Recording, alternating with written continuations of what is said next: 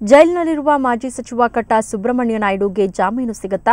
ಈ ಪ್ರಶ್ನೆಗೆ ಇವತ್ತು ಉತ್ತರ ಸಿಗಲಿದೆ. ಜಾಮೀನು ಕೋರಿ ಕಟ್ಟಾ ಅಂಡ್ ಸನ್ಸ್ ಸಲ್ಲಿಸಿದ್ದ ಅರ್ಜಿ ವಿಚಾರಣೆ ನಡೆಸಿದ ಹೈಕೋರ್ಟ್ ಏಕಸದಸ್ಯ ಪೀಠ ನಿನ್ನೆ ತೀರ್ಪು ಕಾಯ್ದಿರಿಸಿದ್ದು, ಇವತ್ತು ಆದೇಶ ಹೊರಬೀಳಲಿದೆ.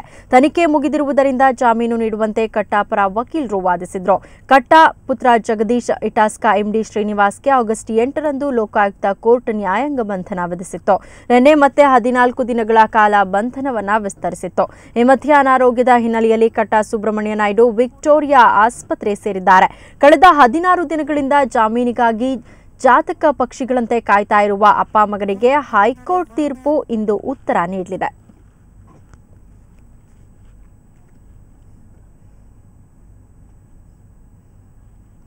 ಈ ಬಗ್ಗೆ ಮತ್ತಷ್ಟು ಮಾಹಿತಿಯನ್ನು ಪಡೆಯೋಣ. ನಮ್ಮ ಪ್ರತಿನಿಧಿ ಮಾರುತಿ ಈಗ ಡೆಸ್ಕಿಂದ ನಮ್ಮ ಜೊತೆ ನೇರ ಸಂಪರ್ಕದಲ್ಲಿದ್ದಾರೆ. ಮಾರುತಿ, ಕಟ್ಟಾ ಹಾಗೂ ಅವರ ಪುತ್ರ ಜಾಮೀನು ಅರ್ಜಿಯ ವಿಚಾರಣೆಯನ್ನ ನಡೆಸಿದೆ ಹೈಕೋರ್ಟ್. ಇವತ್ತೇ ತೀರ್ಪು ಬರತ್ತಾ, ಹೇಗೆ? ಸೌಮ್ಯ, ಹಿಂದೆ ತೀರ್ಪು ಪ್ರಕಟಿಸಲಿದೆ. ನಿನ್ನೆನೇ ತೀರ್ಪನ್ನು ಓಪನ್ ಕೋರ್ಟಲ್ಲಿ ಬರೆಸಲಾಗಿತ್ತು. ಆದರೆ ಕಾಲಾವಕಾಶದ ಕೊರತೆಯಿಂದಾಗಿ ನ್ಯಾಯಾಲಯ ಇಂದಿಗೆ ತೀರ್ಪನ್ನು ಪ್ರಕಟಿಸಲಾಗುತ್ತೆ ಅಂತ ಹೇಳ್ಬಿಟ್ಟು ಪ್ರಕರಣವನ್ನು ಇಂದಿಗೆ ಮುಂದೂಡಲಾಗಿದೆ. ಅಂದರೆ ಸುಧೀಂದರ್ ರಾವ್ ಅವರು ಲೋಕಾಯುಕ್ತ ವಿಶೇಷ ನ್ಯಾಯಾಧೀಶರಾದಂತಹ ಸುಧೀಂದರ್ ರಾವ್ ಅವರು ಕಟ್ಟಾ ಮತ್ತು ಕಟ್ಟಾ ಸನ್ ಇಬ್ಬರನ್ನು ಹಾಗೂ ಶ್ರೀನಿವಾಸ್ ಅವರನ್ನು ಮೂವರನ್ನು ಜೈಲಿಗೆ ಅಟ್ಟಿದ ದಿನದಿಂದ ಸುಮಾರು 15 ದಿನಗಳಿಂದ ಅವರು ಜಾಮೀನುಗಾಗಿ ಒಂದಲ್ಲ ಒಂದು ಪ್ರಯತ್ನವನ್ನು ಪಡ್ತಾನೆ ಇದ್ದಾರೆ. ಅದು ಅಲ್ಲದೆ ಮಧ್ಯಂತರ ಜಾಮೀನು ಅರ್ಜಿಯನ್ನು ಕೂಡ ಜಾಮೀನು ಅರ್ಜಿಯನ್ನು ಕೋರಿ ಆರೋಗ್ಯದ ಒಂದು ಅನಾರೋಗ್ಯದ ಕಾರಣ ಒಡ್ಡಿ ಮಧ್ಯಂತರ ಜಾಮೀನು ಅರ್ಜಿಯನ್ನು ಹೈಕೋರ್ಟ್ಗೆ ಸಲ್ಲಿಸಲಾಗಿತ್ತು.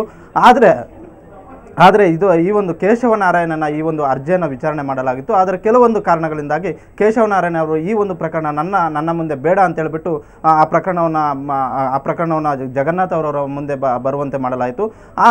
ಈ ಹಿನ್ನೆಲೆಯಲ್ಲಿ ಈಗ ಕಟ್ಟಾಪರ ವಕೀಲರು ಸುದೀರ್ಘವಾದಂತಹ ಒಂದು ವಾದವನ್ನು 3 ದಿನಗಳ ಕಾಲ ಮಂಡಿಸಿದರು.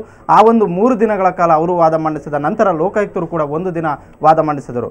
ಹಾಗೂ ಪ್ರಕರಣದ ಒಂದು ಅಂತಿಮ ತೀರ್ಪನ್ನು ಕೂಡ ನ್ಯಾಯಾಲಯ ನಿನ್ನೆನೆ ಪರಿಗಣಿಸುತ್ತೆ ಅಂತ ಹೇಳಲಾಗ್ತಿತ್ತು. ಆದರೆ ಕಾಲಾವಕಾಶದ ಕೊರತೆಯಿಂದಾಗಿ ಇಂದು ಪ್ರಕರಣವನ್ನು ಮುಂದೂಡಲಾಯಿತು. ಒಟ್ಟಿನಲ್ಲಿ ಸುಮಾರು 89 ಕೋಟಿ ರೂಪಾಯಿ ಒಂದು ಹಗರಣ ನಡೆದಿದೆ ಅಂತ ಹೇಳ್ಬಿಟ್ಟು ಈ ಒಂದು ಪ್ರಕರಣದಲ್ಲಿರುವಂತಹ ಒಂದು ಸಾರಾಂಶ. ಆದರೆ ಕಟ್ಟಪರ ವಕೀಲರು ಕಟ್ಟಾ ಹೇಳುವುದು, ನಾನು 1 ರೂಪಾಯಿ ವ್ಯವಹಾರ ಕೂಡ ನನ್ನ ಹೆಸರಲ್ಲಿ ಮಾಡಿಲ್ಲ ಅಂತ ಹೇಳ್ಬಿಟ್ಟು. ಲೋಕಾಯುಕ್ತರು ಆರೋಪಿಸುವುದೇನೆಂದರೆ ನಿಮ್ಮ ಹೆಸರಲ್ಲಿ ಮಾಡಿಲ್ಲ, ಆದರೆ ನಿಮ್ಮ ಒಂದು ಕುಮ್ಮಕ್ಕಿದೆ ಅಂತ ಹೇಳ್ಬಿಟ್ಟು ಹೇಳೋದು. ಈ ಕಾರಣದಿಂದಾಗಿ ಇಂದು ಲೋಕಾಯುಕ್ತ ಪರ ಒಂದು ವೇಳೆ ಲೋಕಾಯುಕ್ತರ ಒಂದು ಪ್ರಾಸಿಕ್ಯೂಷನ್ ಸಾಕ್ಷ್ಯಗಳನ್ನು ನಾಶಪಡಿಸುವ ಒಂದು ಹಿನ್ನೆಲೆ ಕೂಡ ಇಲ್ಲ ಅಂತ ಕಟ್ಟಪರ ವಕೀಲರು ಹೇಳುವುದು.